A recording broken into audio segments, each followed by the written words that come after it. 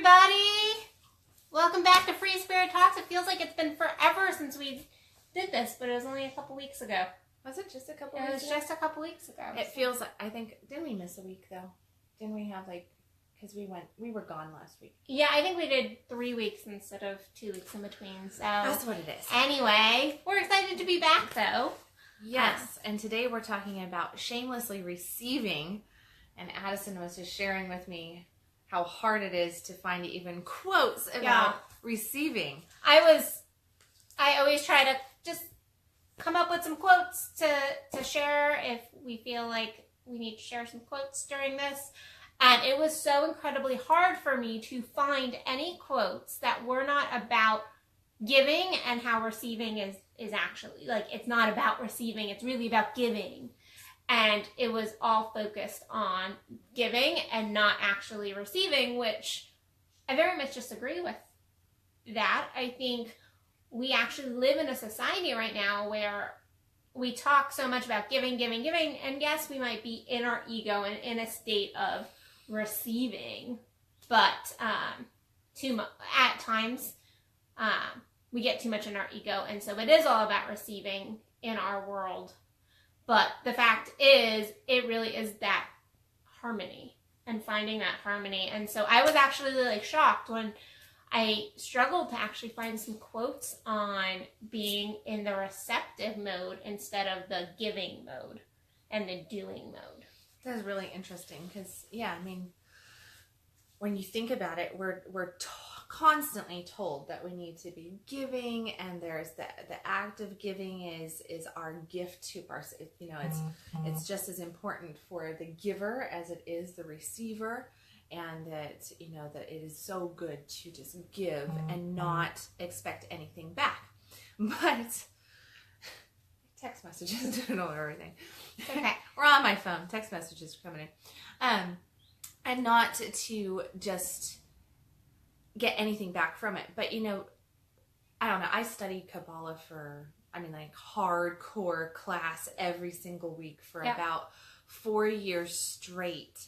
And it's very interesting in that technology as it's referred to. So, it really is, they talk a lot about giving and the act of giving and the act of sharing and the difference between the two.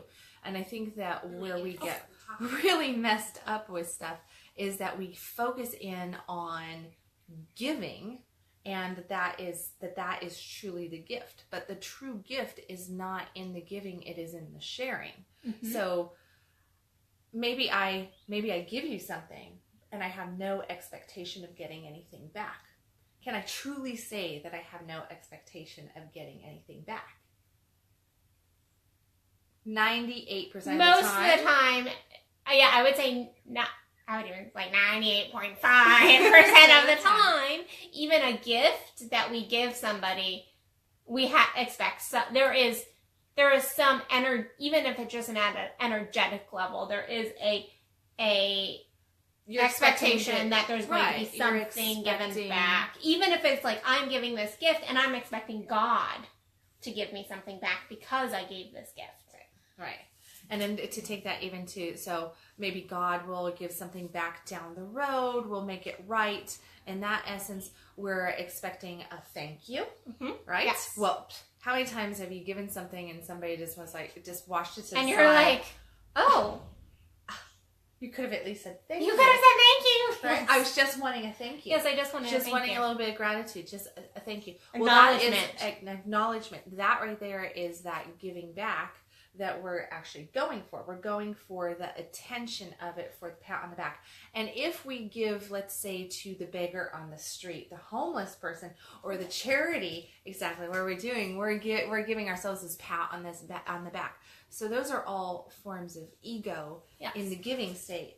And it's blocking. My point here is not that it's bad to want to get something back, because it's human nature to want to get something back when we're giving. But when we truly share with someone or with the world, we're not necessarily expecting to get anything back immediately. And that is the ticket, it's that delayed gratification. So it's that building up of our blessings in heaven.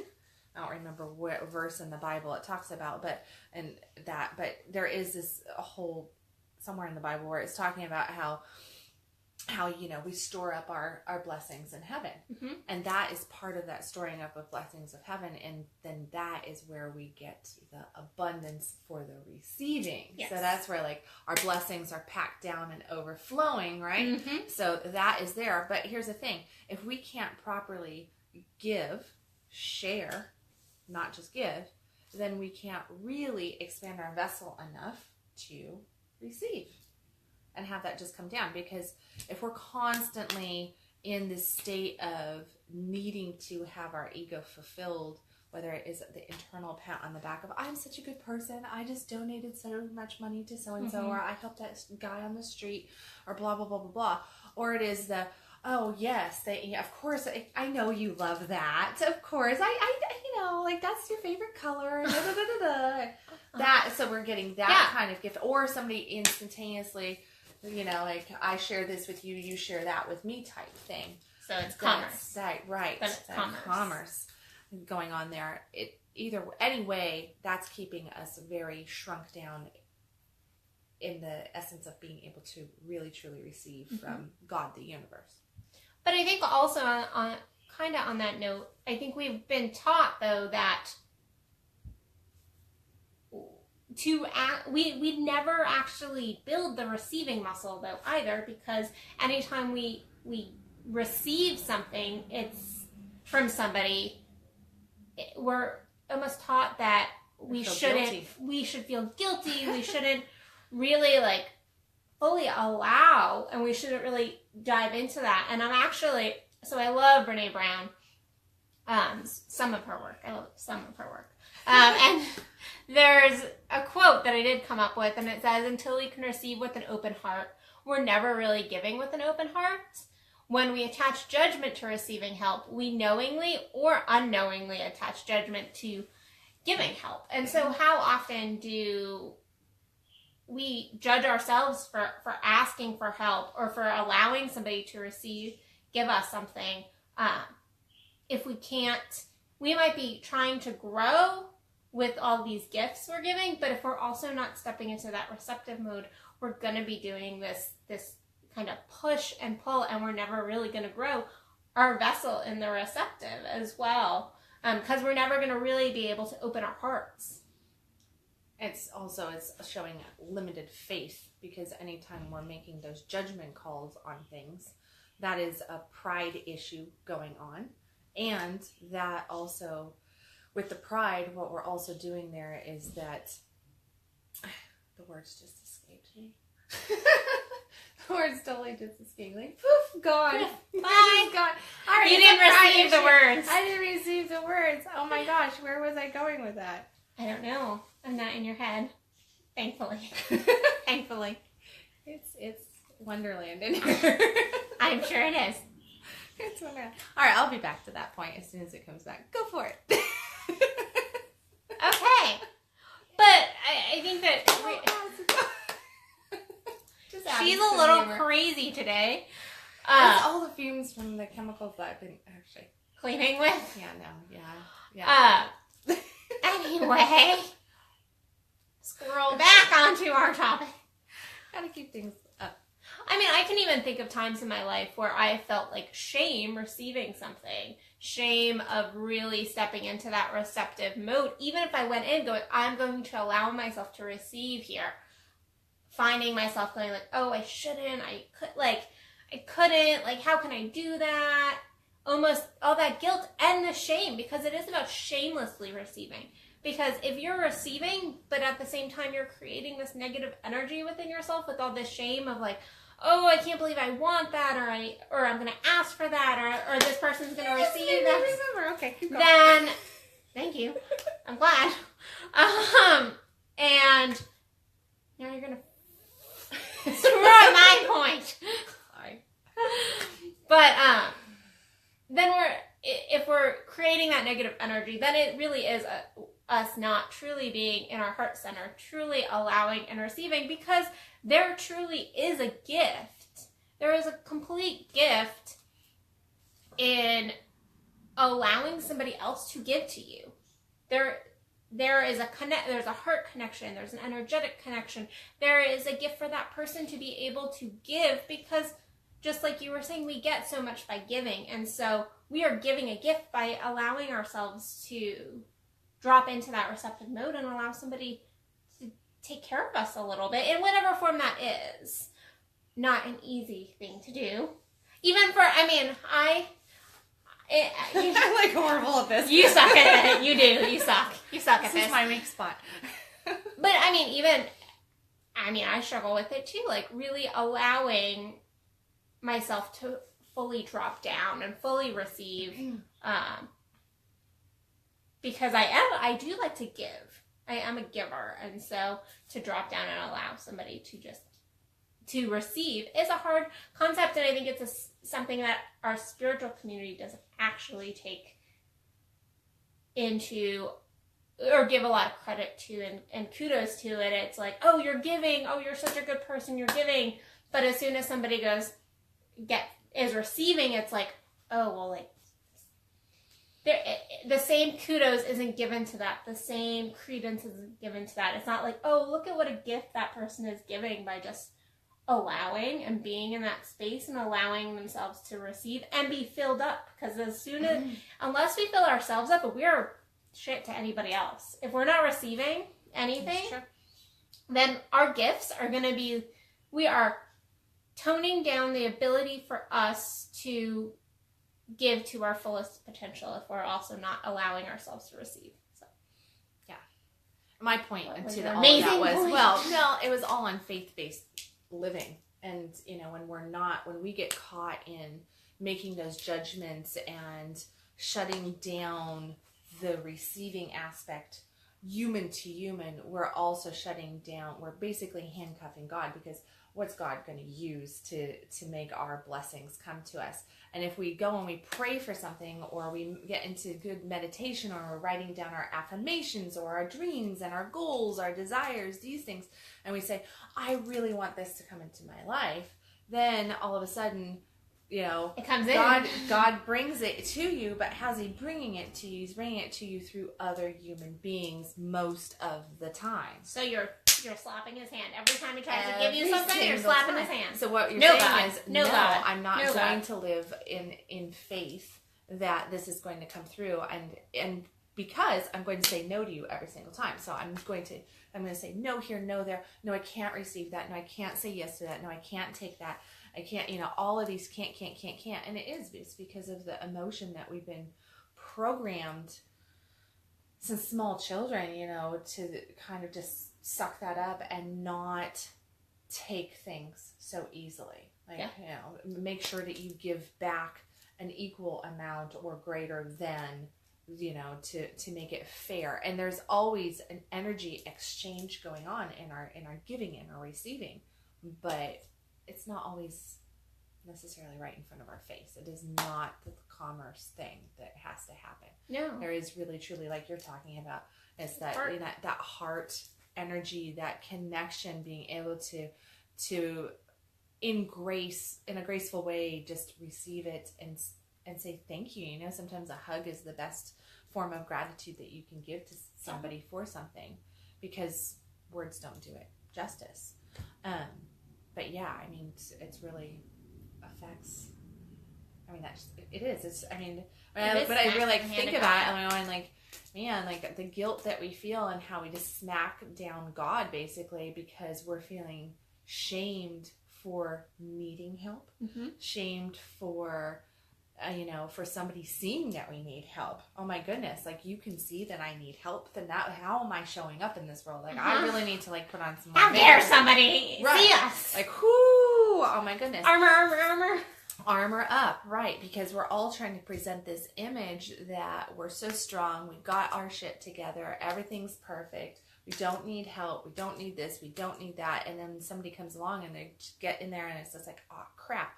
Or we've been praying for something and God sends this angel, an earth angel, to us, and they don't even know why they're showing up in that moment, but they're offering something up to us, and we're going, like, what's in it for you? I actually have a story. I actually wrote an article about this. I forget what the name of the article. It was a couple months back, but I had been really in this state of asking God, asking the universe to just. I was just in this space of like, I felt like my energy was being drained, and I needed some pampering. I needed to be pampered. I was like, I just need some good pampering. I need somebody to just like, I really desire this. And so I'm asking, I'm praying, I'm meditating, I'm like doing my little journal thing, and then all of a sudden I had a friend show up with exactly what I was wanting. Exactly what I was wanting and needing in that moment. And I went, I can't accept that. I can't accept that. I can't accept that. Like no. And it was a huge lesson, because afterwards I went, that is exactly what I was asking for. I was asking for that, and God gave it to me. And yet I was unable to fully drop into the receiving mode. It was actually a huge moment for me of like, oh crap, like I'm not allowing, I'm not receiving. Rumi actually has a quote: if you wish for light, be ready to receive light. And that's exactly what had happened. And kind of off your point of sometimes these things show up in our lives, but if we're telling God no by the way he's giving them to us, then we're asking for things, and yet we really we're not getting aligned to them. We're not truly getting aligned to them. And it's hard. It's very, very difficult. It is hard. So how do you do it shamelessly? Practice your yeses. You practice your yeses. No. Yes. No. Yes. No. You practice the yes. And that's really, I mean, to get to that shamelessly, and really, shamelessly is meaning to do it in grace of gratitude. Shamelessly means to have gratitude for things, to be bold in your yes, and realize, hey, I asked for this, or I really need this, and to be able to just push through. And like your story, you experienced all that, and sure, all this emotion was coming up in you, but you still said yes. At the end of the day, you said yes to those things, and you pushed through, and now you got that learning lesson of, oh crap, like I keep smacking the hand of God. Right. So now the next time that comes back around, maybe you'll be less resistant to saying yes. That's yes. Yeah. Yes. Yes. See? Less resistant. And that's, I mean, that's how you move through shameless. Anything that you're trying to become shameless about, it's recognizing the emotions that you have attached and going, and then practicing the yes with it, and just going, okay. I tell people all the time, and typically it's us women who really, really stink at this, and it's because we're brought up to be nurturers and givers and constantly taking care of everybody else.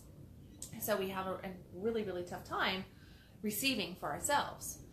But I tell women all the time, I'm like, you just need to have like a whole day where you say yes to everything that you want, and say no to the things that you really truly don't want. So what is this? If you're saying no, then you're actually practicing your yes to yourself, because practicing yes means also practicing no.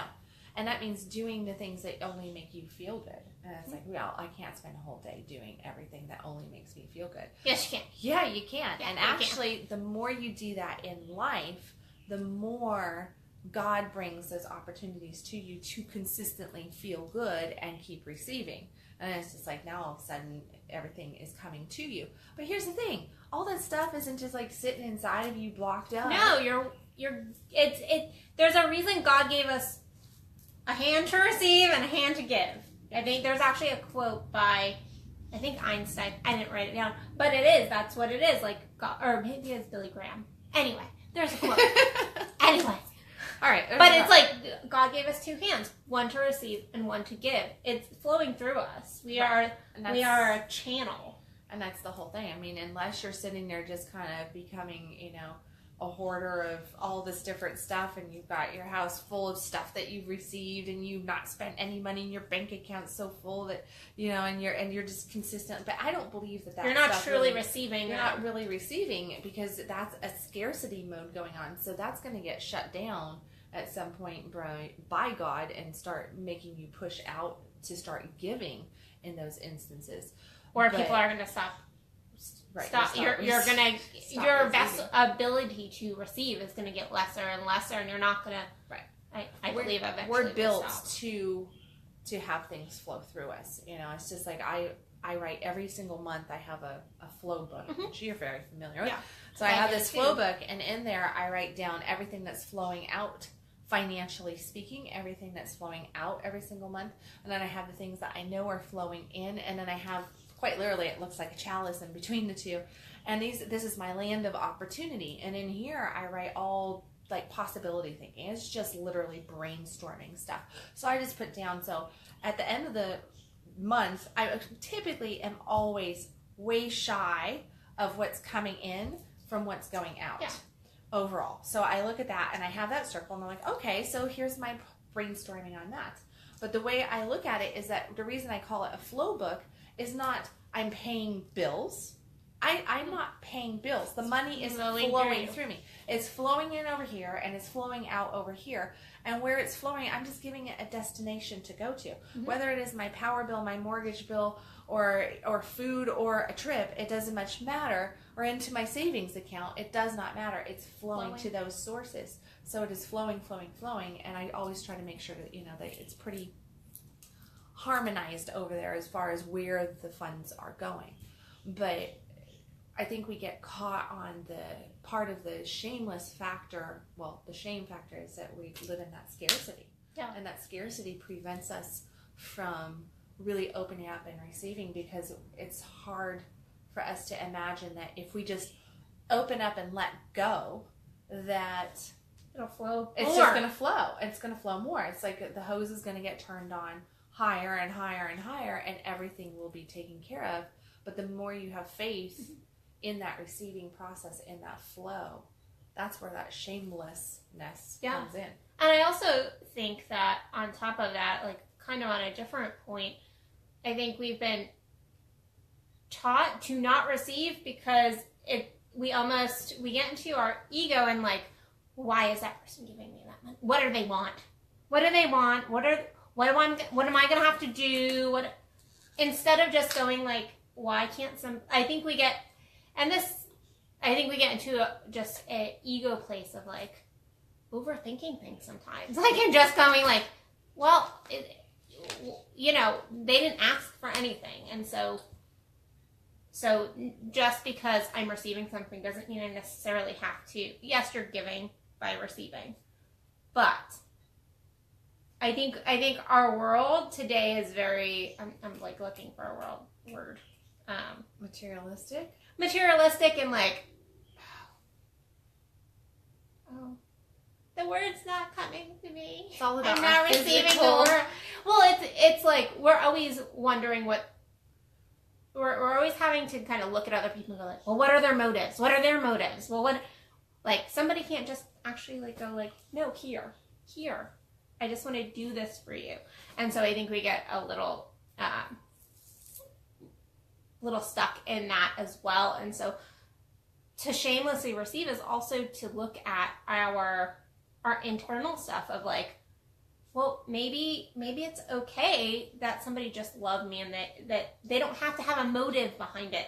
And because when we're receiving things, there's love. That's love energy. That is a pure energy. And so to just go like, there doesn't necessarily have to be some major motive. Yes, there's always a reason somebody's giving to you, but to kind of drop into that space as well and look at our internal state of, well, what is it about receiving that is so hard for me? What is it about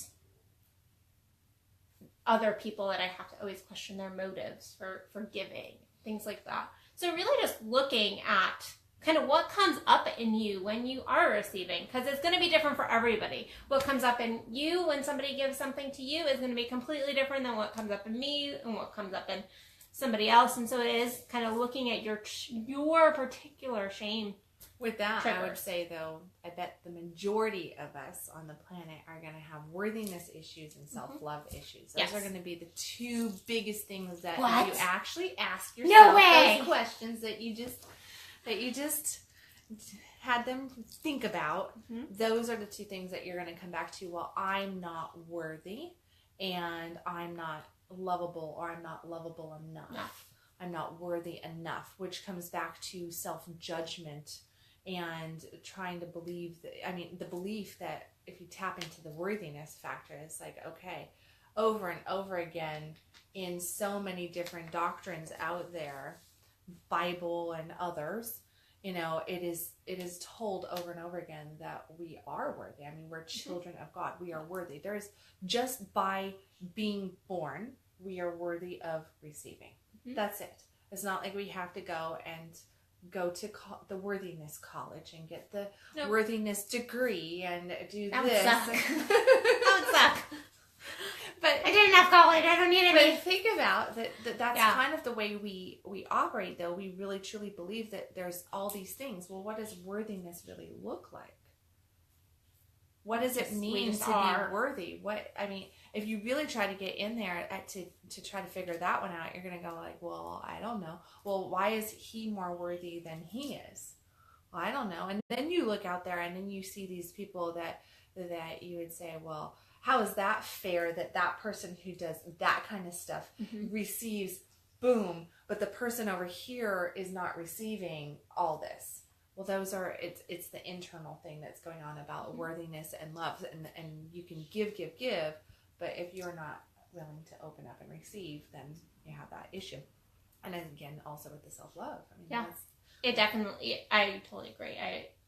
That it does oftentimes come down to self-love and worthiness. Because we love ourselves, people can be trying to give to us, and if we are not loving ourselves, if we are not willing to open up into ourselves, then it's gonna fly right past us, and we might have that moment of like, oh, thank you, like, and have we might have like a moment of like, oh, that was really nice, thanks, and like feel it for a second, but it's not gonna stick to us. No. Yeah, there's no impact. That gift. There's no impact. Sorry. Yeah. So yeah, like just really look at kind of where in your life you're not able to receive, because there's probably areas of your life that you are really great at receiving, possibly. But I think I've not met somebody who is able to receive in all areas of their life equally. So really look at where you today might need to step a little bit more into the receptive mode. And also looking at the gifts that you are giving, that flow, as also receiving, because you are receiving. And how are you holding it back? Gifts. Yeah, I mean, because I think one of the biggest points that I hope that people take away from this is to look and see where you're restricting the allowance of yourself to really receive. And, tapping into that a little bit and going, okay, well, this is a worthiness issue. This is a self-love issue. This is, based in, I have a lot of guilt, a lot of shame coming up. Why is that? And quite literally, like, journal that out. Just start journaling and then ask yourself. And here's the thing, as you're journaling that stuff out, even if you come up with, I'm not worthy enough, or I'm not lovable enough, or I'm not smart enough, or I'm not creative enough, or I don't have enough time to do this, or whatever the excuse is. Because they're all excuses. Whatever that is, ask yourself, is that true? Is it true that I'm not worthy enough? Is it true that I'm not lovable enough? Is it true that I'm not this, I'm not that? Feelings aren't truth. Yeah. No, feelings are not. I mean, really, truly look at it for what it is. And if you come back with, yeah, that is true, I'm not this, I'm not that, then tap into that little bit of guilt, that shame that's right there, and ask yourself, where did that come from? Who started that? Because what you're going to find out over and over again with the majority of those kind of thinking patterns is that stuff is not yours, and it actually isn't even your parents, or whoever it came from, it actually goes back so far and is trickled down. And what you have basically is, you could say that you have ancestral blockage and trauma, and you're still buying into their crap. But that was 300 years ago and has no impact on your life today. At least it shouldn't, unless you consistently make the choice to consistently buy into it and say, yeah, I'm not this or I'm not that. And it's, at some point, you got to just put it down. It's like, put it down and open up to that flow. Because really, when you are truly in the receptive mode, it really is a beautiful experience. It feels good. It feels amazing. It feels you fill yourself up. You're more energized. And then you're able to give so much more to the world and to those around you. So try to step into that today a little bit more. Yes. So. Step into that. Focus on your gratitudes too. I'm always preaching about gratitude. So there you go.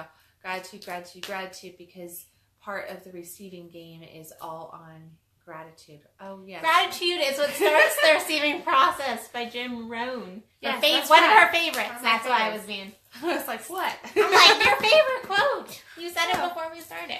Okay. Yes. Yes, I do love Jim Rohn. Put it on the refrigerator. Just put it on there. It's quite literally. He's very big about putting stuff on the refrigerator. If you're broke, you're broke. Put it on the refrigerator. Not literally putting it on the refrigerator. Like, don't write it down. I'm broke. But own it. I'm overweight. I'm unhappy. I am sick. I'm this. But he literally goes through I used to go to sleep to Jim Rohn audios. Yes. Right. So, not that I don't love Jim Rohn, but I go to sleep to Jim Rohn. I used to go to sleep to Jim Rohn. And so his whole comments about, put it on the refrigerator. And what that is like, you're just breaking it down, being real with yourself.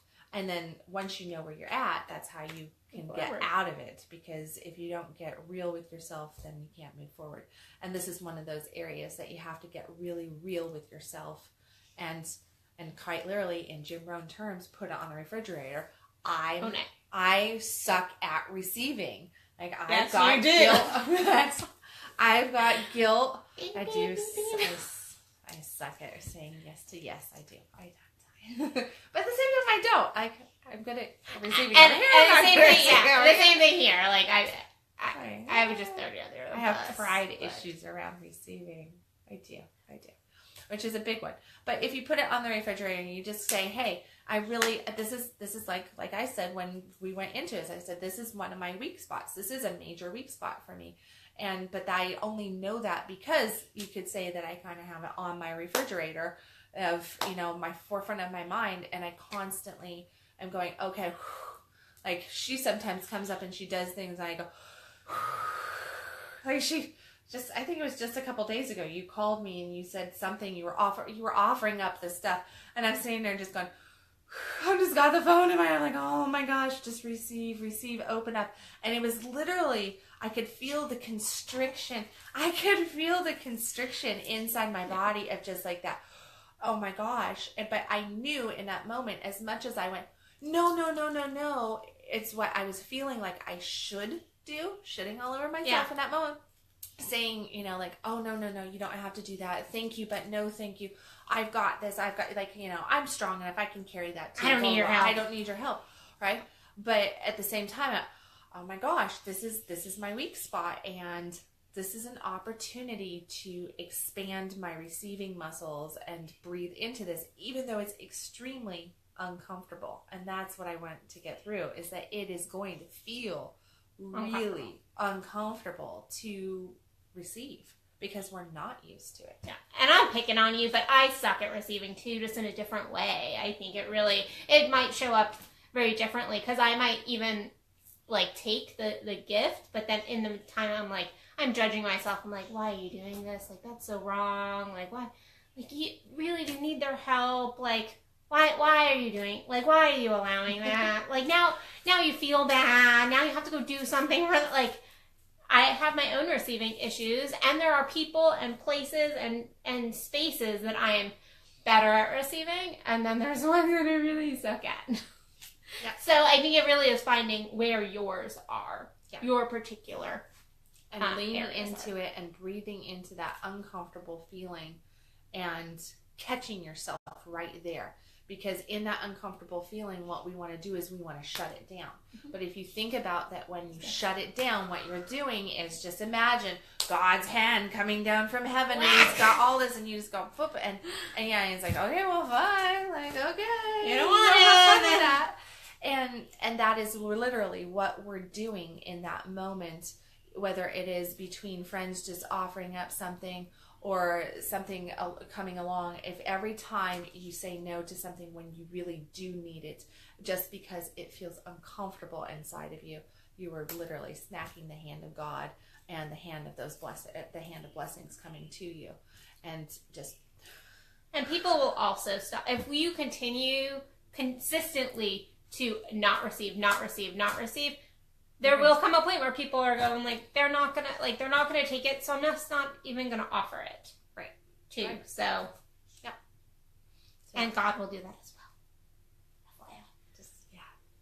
well. He'll try a different way. Yeah. Be like, okay, obviously you need to learn that lesson. I mean, like the good parent, right? That just made a song pop into my head. There's this song called The Good Father. I can't think of who sings it. It's a Christian song. So anybody who's watching this that knows it, it's a really, really good song. But it is the good father thing. And when you think about parenting, we try to help our children as much as possible. But at some points we just go, oh, they need to figure out how to get up themselves in this moment. And that is very much of our human nature, because we had everything available to us at one point in our spiritual and our creation. We had everything available, and what we've done is we kind of got bored with it. That's the truth of the matter. It's like, if you have everything available and there is nothing to add some pizzazz to life, which unfortunately means problems and drama. We like drama. We do. So that's where we get some of that, actually joy is from the experience of life. It's not just about the results of life. So us pushing away from God is us asking for the experience, much like when our children push away from us and go, no, I got this. We have to let them figure out how to get up themselves. And that's what God is doing with us, is He's like, all right, I'll let you. He's always right there. I mean, quite literally, all we ever have to do is just go, okay, well, I'm really tired of beating my head against this wall over here. I was wrong. I'm ready to receive now.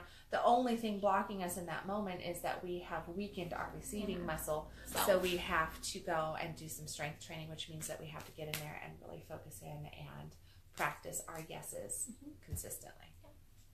Well, I hope you all go and today do that journaling that Kendall suggested, and just go have fun with it too, because receiving can be beautiful and fun and enjoyable, as well as something to breathe through. So it was great seeing you guys again today. Yes. So we'll be back in a few weeks. 2 weeks. 2 weeks. 2 weeks. Yes, 2 weeks. 2 weeks this time. 2 weeks. Yes. So we're back on schedule. Yeah, we're back on schedule. So we will see you in a couple weeks with whatever God tells us to do. I don't think we have that one planned out yet. So. Nope. Are we good? Do you feel complete? I'm complete. Okay. I feel complete. Okay. Love you All guys. right. Bye, everybody. Bye.